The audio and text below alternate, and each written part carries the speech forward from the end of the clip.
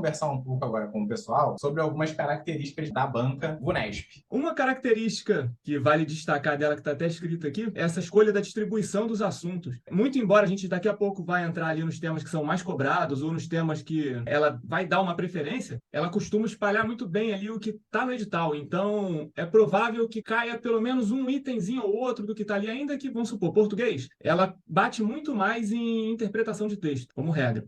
Então, ainda que você tenha, sei lá, vamos botar ali 70% da prova de interpretação de texto, os outros 30% eles vão dividir entre os outros itens que eles colocaram no edital. Nos itens de direito, a gente tem todas as matérias de direito. Muito embora também eles não tenham falado quantas questões vão ser para cada matéria de direito, também é provável que isso seja relativamente distribuído ali entre as matérias de direito constitucional, direito penal, administrativo, o que quer que seja. Então, se possível, dentro desse tempo que você vai ter para estudar, é bom você conseguir passar por todos os itens ali do edital e não deixar nada de fora, se possível for.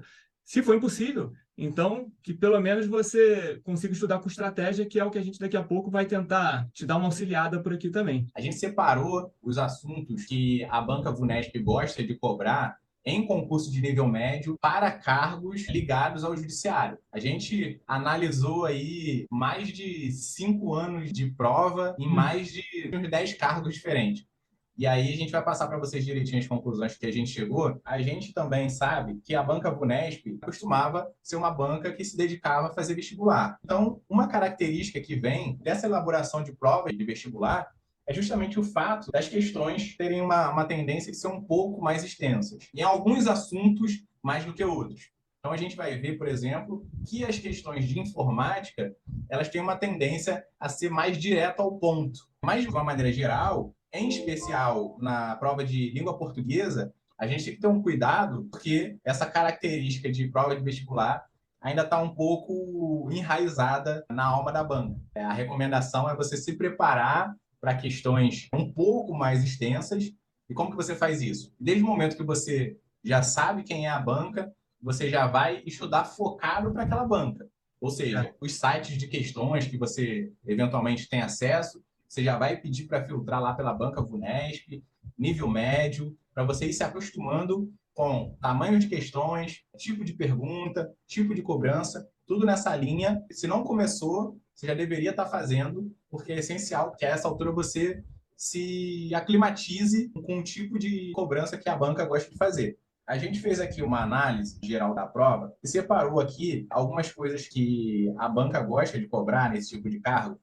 E vocês vão perceber, eu não sei se vocês têm o costume de assistir esse tipo de análise de provas e tal, e assim, vou ser bem sincero com vocês. A gente viu algumas por aí pela internet e algumas levantaram algumas preocupações, porque eu realmente não entendi algumas conclusões que se tirou para poder dar seus palpites do que pode cair ou não. Eu vou explicar para vocês o que eu quero dizer com isso. Via de regra, em concursos de nível médio, onde há cobrança de direito, né, Júnior? A gente tem uma cobrança pesadíssima, pesadíssima em direito administrativo, por exemplo, e também em direito constitucional. E aí, eu vi algumas análises, Júnior, não sei se você viu também, com a galera dando um enfoque em administrativo e em constitucional lá em cima, lá em cima. Só que não é o que eu recomendo para a galera que está assistindo a gente aqui, e isso tem um motivo bem simples. Porque, por exemplo, na parte de administrativo, a gente tem apenas duas leis. A gente tem o Estatuto dos Servidores de São Paulo e a gente tem a Lei de Improbidade. Só tem duas leis para estudar. Ou seja, é bem tranquilo o conteúdo, sabe? E não tem muito como tirar leite de pedra. A Lei de Improbidade, em que pese ter mudado um pouco recentemente, não tem tanta coisa que pode ser explorada assim, sabe? Eles não vão fazer uma prova inteira de 8429. E o estatuto também, é evidente que eles vão cobrar questões, mas o próprio conteúdo separado para administrativo é muito enxuto. De maneira que, assim, nem se eles quisessem, dado o tamanho do conteúdo programático para essas matérias, nem que eles quisessem, eles poderiam dar um enfoque tão grande nessas matérias.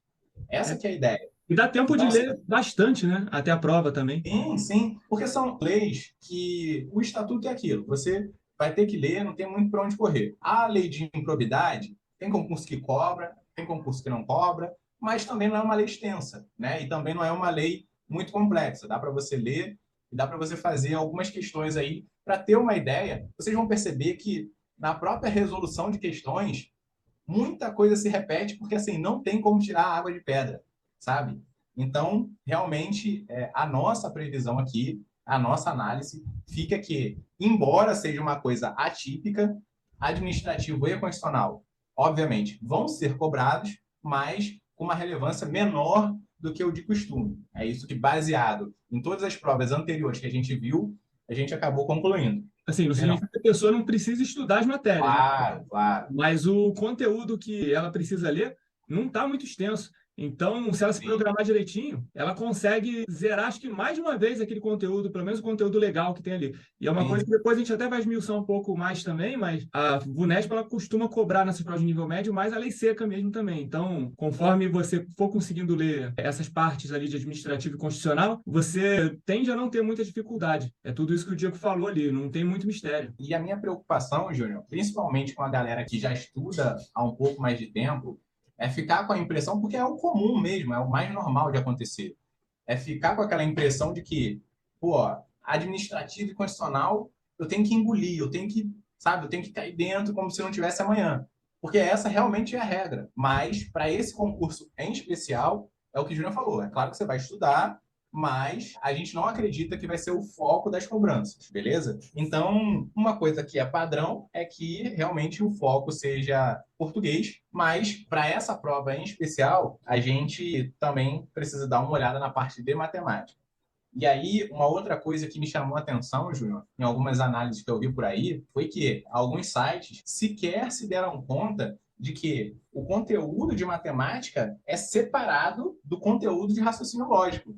E aí trataram como se fosse uma coisa só. Não é. Se você for até o edital, você vai comprovar isso. Tem uma parte programática para matemática e tem uma parte reservada para raciocínio lógico. Não recomendo que você lide como uma coisa só. E por quê? Porque quando a banca vai lidar como uma coisa só, ela normalmente já coloca raciocínio lógico e matemático, ponto, entendeu? E ali, eventualmente, vai cobrar um pouco de matemática, vai cobrar alguma coisinha, mas quando ela quer juntar as duas coisas, ela coloca raciocínio lógico e matemático e manda ver lá no conteúdo. Aqui não, aqui ela separou matemática e raciocínio lógico, com conteúdo para as duas coisas, beleza? Então é bom a gente ter esse cuidado aí. Então aqui as preferências da banca por matéria. Português, a banca ela bate muito em interpretação de texto e sintaxe. A interpretação, ela costuma, às vezes, colocar também umas charges, caricaturas ali. E foi o que o Diego falou, tem textos, às vezes, muito extensos. Então, é bom treinar bastante a sua interpretação de textos e, como que a gente já falou, apesar dos pesares, não deixar as outras partes também, as outras partes de português, de fora do seu estudo. Mas o seu foco, sem a menor sombra de dúvida, tem que ser para a interpretação de texto. Pega muita questão ali da VUNESP e treina ali a interpretação de texto até você conseguir estar habituado com o estilo da banca mesmo. Aqui, só para deixar claro, na reta final é só aparar as arestas. Então, o que a gente quer de vocês é o seguinte: dentro dessas matérias aqui que a gente separou como sendo o núcleo para esse concurso, esses assuntos são os assuntos que vocês vão focar. Eu vou parar de estudar todo o resto só para estudar o que vocês estão falando aqui? É claro que não, tá? Mas é uma questão de prioridade. Foi o que a gente falou, não que você não precisa estudar tudo, mas eu tenho pouco tempo, qual que é a prioridade que eu preciso dar? A gente está dando aqui para vocês de mão beijada toda essa análise que a gente já fez ali de diversas questões do que a banca tem essa preferência. Então a chance vai ser maior dela cobrar esses assuntos. Não que você vá deixar de lado os outros, mas você aumenta as suas chances focando aqui também nessas matérias que a banca cobra mais, né? É aquilo que a gente sempre fala de você conseguir estudar com estratégia. Agora falando da parte de matemática. Não, por coincidência, a gente colocou aqui uma contagem de pauzinho ali, porque o clichê é real. A galera que estuda direito, que faz direito, que está ligada ao direito, não é, como posso dizer, e ainda manter a diplomacia. Não é uma galera das mais brilhantes, academicamente falando, das áreas de exatas, Até, de uma forma geral. Até hoje eu nem conto, nem dou o trabalho de contar troco quando me dão, porque eu não consigo fazer a conta rápido mesmo. Então, eu só torço para tudo dar certo. Então, assim, a gente não tem muito como te ajudar na parte de matemática, da matéria propriamente dita, mas a gente pode ajudar com a propensão da banca e as preferências da banca. Quanto a isso, na parte de matemática, você vai focar razão e proporção, porcentagem e média aritmética. O que a gente separou na parte de matemática são esses três assuntos. A parte de informática, me parece, junto com o direito administrativo, que a gente vai ver já já, a parte que deve ser a parte mais tranquila da prova. Até mais um pouco, eu diria, do que o próprio direito administrativo, que também, penso eu, deve ser tranquilo. Porque o estilo de cobrança, como a gente falou aí no meio da conversa, na parte de informática, ele é bem direto. Não tem muito rodeio, não tem muita história. Carlos trabalha no TJ de São Paulo há 15 anos e precisa fazer uma planilha de controle de pessoal, blá, blá. Não tem nada disso. O Excel, a fórmula acima, aplicada à tabela da imagem, traria qual resultado?